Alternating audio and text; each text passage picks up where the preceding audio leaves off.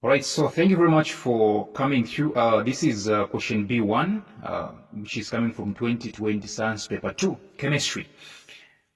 Study figure B1.1 and table B1.1 below and answer the questions that follow.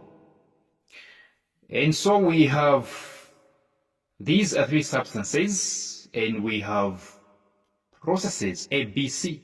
Process A, process B, and process C. And what is going to help us, as you can see, arrows. These processes are indicated, or let me say, directed using arrows. And so we happen to have our table B1.1, which is having common substances.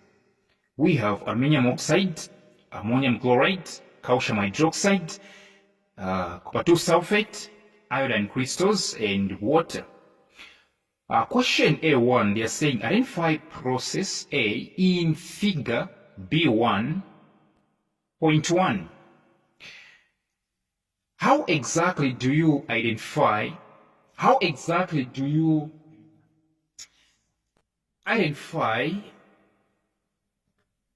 process A? You look at the left-hand side of process A, what do you see?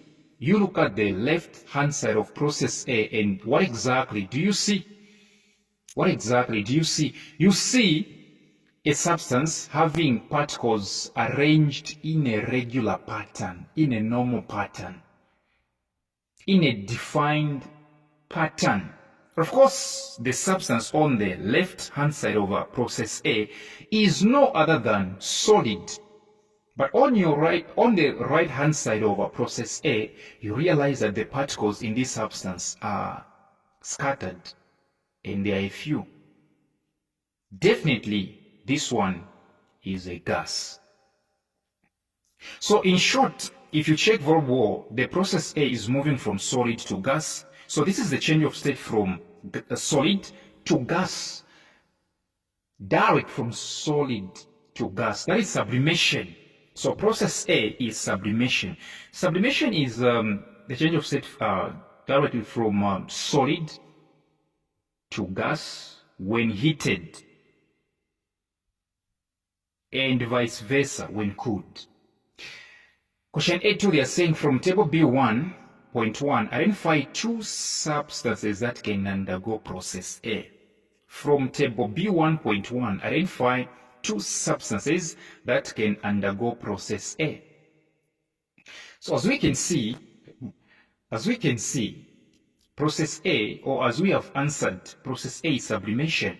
So now they are saying, keep your answer, sublimation, and look at table B1.1, which is having common substances, and pick two common substances which can undergo sublimation. The answer that you gave in question A1.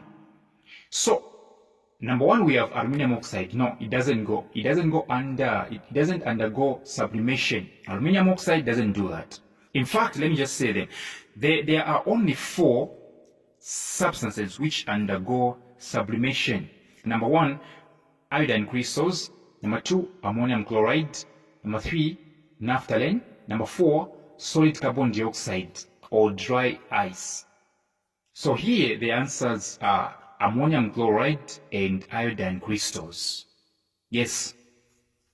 Question B, they are saying, state whether process B and C are endothermic or exothermic reaction, right? And explain your answer. So let's talk about B. Look at B. B is pointing from, have you seen the substance on the, let me say, from where this is going? Look at process B. Process B is from liquid to gas. Check very well. Okay? Process B is liquid. Look at the arrow of B. Process B. It's from liquid to gas. From liquid to gas, it's boiling or evaporation. So what exactly happens during boiling? What happens during boiling is that heat energy is absorbed. So definitely B is endothermic. And the reason is that because heat energy is absorbed. Yes. How about C? You look at C, it's from liquid to solid. Liquid to solid. Liquid to solid, which is freezing or solidification.